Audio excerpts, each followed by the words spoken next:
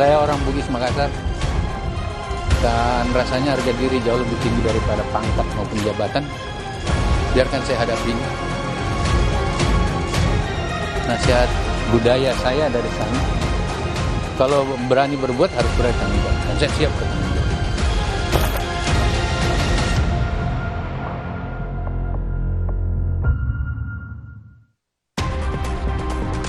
Presiden Jokowi menunjuk Kepala Badan Pangan Nasional Bappenas Arief Prasetyo Adi sebagai pelaksana tugas Menteri Pertanian menyusul pengunduran diri Syahrul Yassin Limpo yang tersandung kasus korupsi.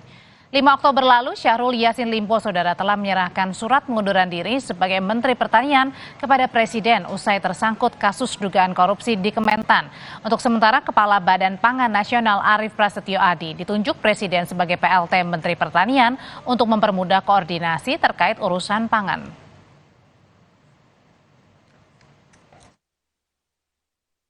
Penggantinya masih PLT, PLT-nya Pak Arief Prasetyo, Kepala Badan Pangan. Iya, udah. Kenapa Pak? Kepala Badan Pangan yang Gimana? Pertimbangannya apa Pak? Pertimbangannya Pak Bappenas yang diangkat itu kan? Supaya lebih koordinatif,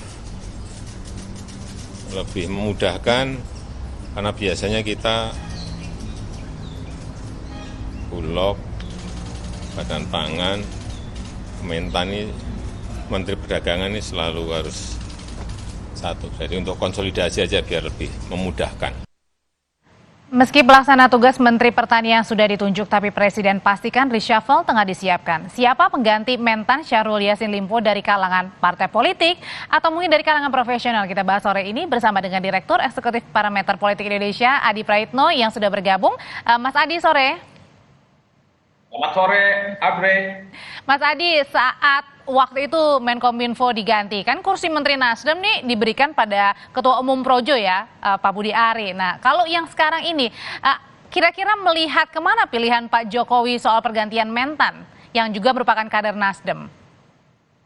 Ya, saya kira memang sangat sulit membaca kira-kira siapa yang akan menempati posisi Menteri Kementan yang baru ya. Karena bagi saya soal siapa penggantinya itu masih jadi misteri dan hanya Jokowi dan Tuhan saja yang tahu. Kita itu memang tidak pernah tahu persis bagaimana cara menebak pikiran dari Jokowi.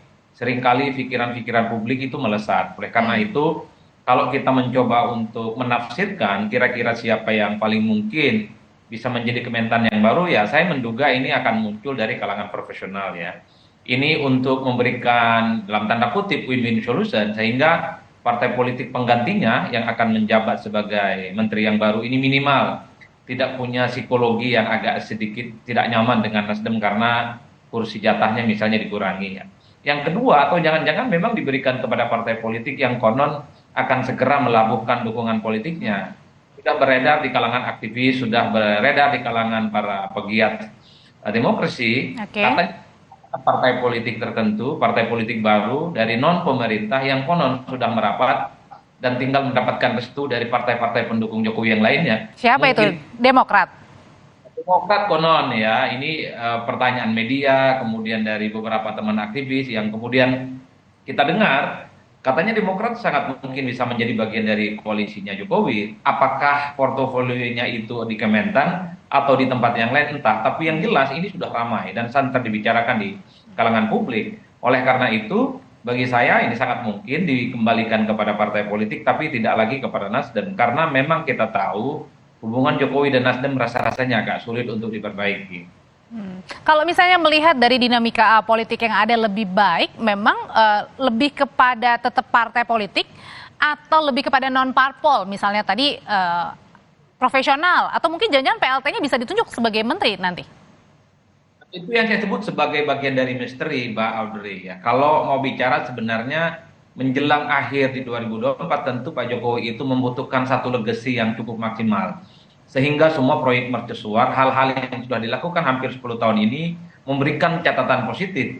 Satu-satunya cara yang paling mungkin melakukan itu semua adalah dengan cara merangkul, mengakomodasi pihak-pihak yang selama ini berseberangan, salah satunya Partai Demokrat. Jadi SBY dan Jokowi beberapa waktu yang lalu, itu yang paling muka adalah soal bagaimana kemungkinan Partai Demokrat merapat ke Jokowi. Oke. tentu saja ingin soft landing ya, bahwa hal-hal yang sudah dilakukan ini positif dan dianggap sebagai satu fondasi besar untuk melanjutkan estafet kepemimpinan di 2024. Tapi Mas Adi, yang paling jarang dilakukan atau yang terjadi adalah peristiwa momen yang nanti kita akan tunggu malam hari ini. Pak Jokowi akan menerima mantan-mentan yang terduga kasus korupsi, tersangkut kasus korupsi dugaannya. Apa yang Anda baca, Mas Adi, dengan pertemuan ini? Ya saya kira itu adalah sebagai salah satu bentuk pamitan resmi ya, yang bisa kita baca dari jauh. Karena pernyataan mundur dari Kementan ini kan baru disampaikan melalui media, melalui struktur di kantornya Nasdem misalnya. Tapi belum secara resmi pamitan kepada Jokowi bahwa Pak SYL adalah orang yang akan mengundurkan diri dari jabatan politiknya di Kementan ya. Oleh karena itu bagi saya, kalau membaca rata-rata umum, penggantinya itu ya banyak hal. Tapi dugaan saya akan mengarah kepada Partai Demokrat. Kalau Demokrat misalnya betul ditawari dan Demokrat pun juga berminat menjadi bagian dari koalisinya Jokowi. Padahal kan Mas Adi saat ini kan kasus dugaan korupsinya belum diumumkan tersangkanya siapa begitu. Yang dinilai seperti apa? Apakah mungkin ini terlalu cepat untuk pengunduran diri atau gimana? Ya sepertinya memang saya nggak tahu persis ya, mungkin itu ada argumen mungkin akan fokus akan menghadapi proses hukumnya Pak SYL. Jadi karena sudah terlanjur mengundurkan diri, itu artinya Menteri Pertahanan ini kosong, maka tidak ada alasan lagi bagi Pak Jokowi sebenarnya untuk segera mencari penggantinya. Kalau publik kan menduga ini tidak mungkin diberikan lagi kepada Nasdem ya, karena memang hubungan Jokowi dan Nasdem itu ya sudah sangat tidak bisa diselamatkan dalam konteks ini.